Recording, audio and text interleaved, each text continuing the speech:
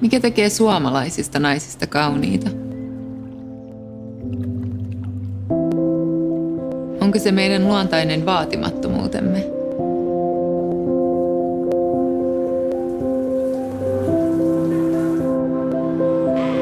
Ehkä se on tapa, jolla suhtaudumme naiseuteemme.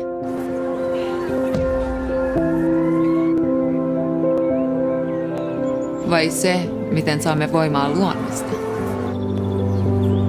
Tai ehkä se, ettemme koskaan jätä kotimaatamme. Ja olemme aitoja itsellemme, minne ikinä menemmekin.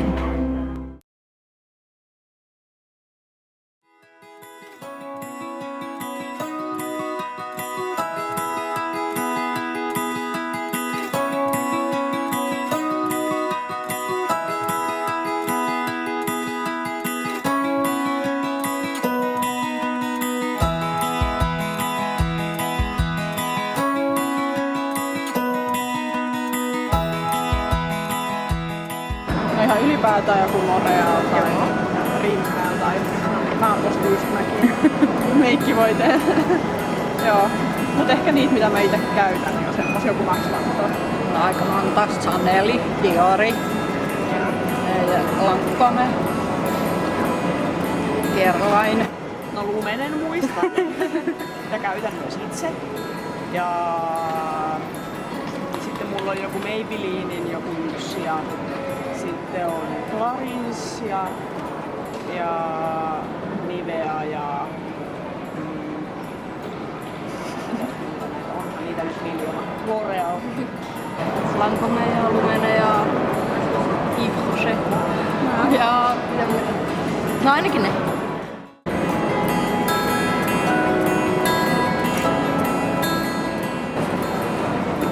No, se on aika vaikea kysymys. Ei mulla oikein oo semmoista tiettyä.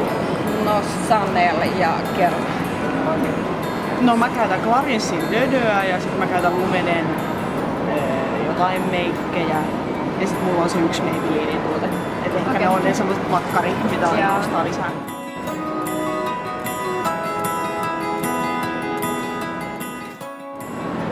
No jossain muodossa varmaan joka päivä. Joka päivä. Päivittäin. Miksaria ainakin joka päivä.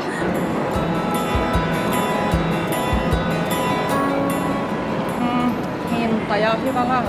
No osaks tarjouksetkin vaikuttaa. No hinta ehkä pääasiassa, mutta sitten toisaalta mulla on myös niinku se laatu. Semmonen hyvä hintalaatu. No ehkä se Lumenen kotimaisuus on ollut yksi silloin aikoinaan, mutta sitten siitä on kyllä tullut tosi semmonen pinttynyt tapa, että sitä ostaa aina samaa. Että mä hirveästi niin en vertaile tai...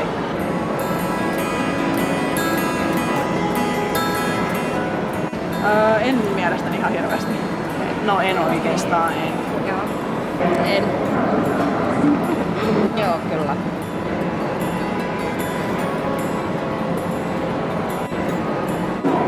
No semmonen ei liikaa meikattu, mutta aika semmonen luonnollinen kai. Suhteellisen luonnollinen. Se ei sais olla tavallaan liian laitettu, mutta huolitellun näköinen pukeutumisessa ja meikissä ja kaikessa ylipäätään.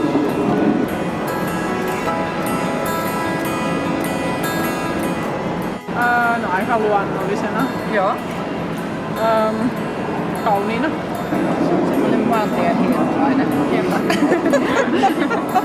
Kaikenlaisia erilaisia, kaikki ei ole blondeja ja on niinku kaiken väristä kitkaa ja silmiä ja se on tosi monipuolinen.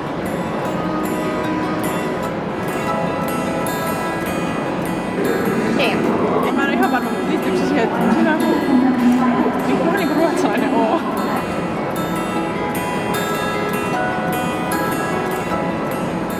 Ihan hyviä. Tää on ehkä vähän hassu tää niiden uusi ei tää niinku mua ainakaan niinku Lumenesta pois varmaan siirrä, että jos heillä niinku vaan säilyy nekin, mitä mä oon aiemmin käyttänyt, niin ostaa varmasti uudestaan lisää. Ihan tämmönen niinku moderni. Et olihan se tietty aika semmonen tosi klassinen brändi tai semmonen tosi staattinen, että vähän niinku jotakin uutta, niin on tää ainakin hieno. ainakin ihan hyvä laatu. No ehkä tulee mieleen, että se on suomalainen bio. On hyvä, että kaikki saa olla ketä niinku haluaa. Silleen, vaikka toisaalta lumenne kyllä luo aika semmoista blondia skandivaikutelmaa, mutta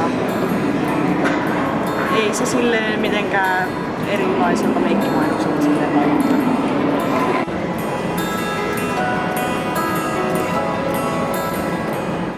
Jos niiden hinnat on hirveästi noussut, niin en mielestä tiedä, tulisiko mulle ostettua. Silleen, kun mulla ei ole käyttänyt mitään niistä hirveän säännöllisesti, niin ehkä mistä vaan ostaisi käytetty. No en mä tiedä oikeastaan. No kyllä mä ehkä vähän pettyisin, jos mä nyt näkisin seuraavan kerran, kun mä menen hakemaan sitä jotain mun vakkariripsaria, että se olisikin 10 euroa kalliimpi, niin sitten mä varmaan alkaisin kyseenalaistamaan ja etsimään toisia vaihtoehtoja.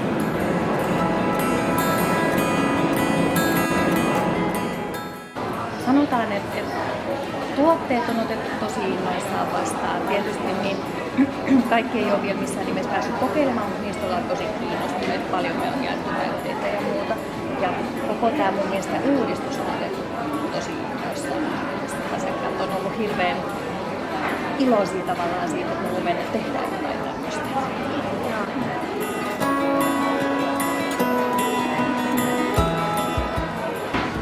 No mun mielestä kaunis nainen on sellainen, joka niin kun, tekee sitä omaa juttuansa. Et tokihan sitä nyt aina hakee vaikutteet jostain ja miettii, mutta sitten että sä toteutat ne omalla tavalla ja teet sen, että siitä huolimatta, että se ei välttämättä kaikkien mielestä ole just se niin kun, kaikkein kaunein tai ihanin.